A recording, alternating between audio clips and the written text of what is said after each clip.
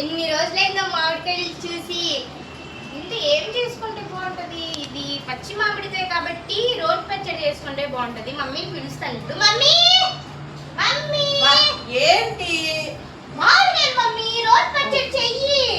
చాలా రోజుల తర్వాత వచ్చింది మామిడికాయలు. అదిగో 3 ఉన్నాయి నీకోసం. ఓకే. సమ్మర్ వచ్చి నెల అయిపోయింది ఫ్రెండ్స్. మామిడికాయలు కూడా వచ్చినాయి. నేను చాలా లేట్గా అయితే తీసుకొచ్చాను అనమాట. మామిడికాయలు చూడంగానే మా నేహ రోటి తొక్కు పచ్చడి చేయమని చెప్పి అంది.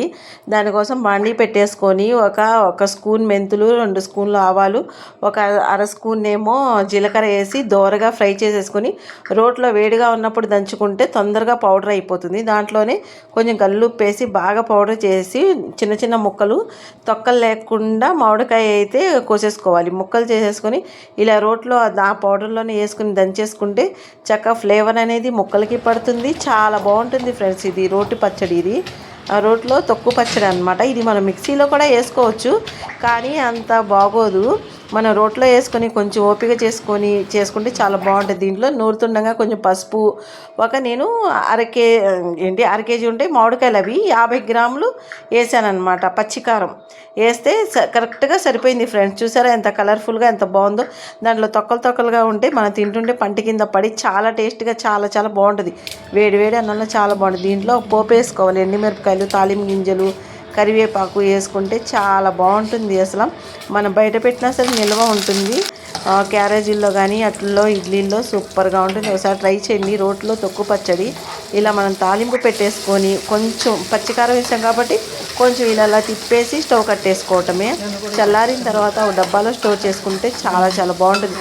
మనం తాలింపు వేస్తుంటేనే కింద మెట్ల దాకా వస్తుందంట వాసన. నేహ కిందకి వెళ్ళింది చెప్తుంది, చాలా మంచి వాసన వస్తుందమ్మా. ఒకవైపు ఎండలు ఫ్రెండ్స్. అసలు ఈ ఎండల్లో చెమటలు కారుకుంటూ స్టవ్ దగ్గర నిలబడాలంటే చాలా ఇబ్బంది అయిపోతుంది. అందుకని ఈ పచ్చడి చేసేసుకున్నాం అనుకోండి, ఒక ఆమ్లెట్ ఏదో ఒకటి వేసుకుని పకోడీన నంచుకొని తినేసేయవచ్చు. మామిడికాయ పచ్చళ్ళు మీరు ఎంతమంది పట్టారో ఒకసారి ఒక కామెంట్ అయితే చేయండి. నేనైతే రోట్లో తొక్కు పచ్చడి అయితే చేశాను. అది నాకు 1/2 కేజీ పైనే అయింది పచ్చడి.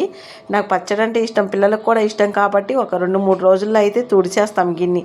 వేడి అన్నంలో ఆ పచ్చడి కలుపుకొని తింటుంటే ఫ్రెండ్స్ అసలు ఒకవైపు చెమటలు, ఒకవైపు ఎక్కిళ్ళు. అసలు ఏం చెప్పమంటారండి, రోల్ కూడా అక్కడ నుంచి తీయలేదన్నమాట. ఎప్పుడెప్పుడు తినేద్దామా అని చెప్పేసి గోటిగూడ నక్కలాగా ఇటు నేహ, ఇటు మా అమ్మాయి, ఇటు మా మరదలు అలా చూస్తున్నారనమాట. ఇక్కడైతే నేహ రాసుకుంటుంటే 2 ముద్దలు నేహకు పెట్టాను, నేను తిన్నాను. అసలు ఎంత బాగుందంటే మాటలు అయితే చెప్పలేను. మీరు ఒకసారి ట్రై చేసి ఎలా ఉందో కామెంట్ అయితే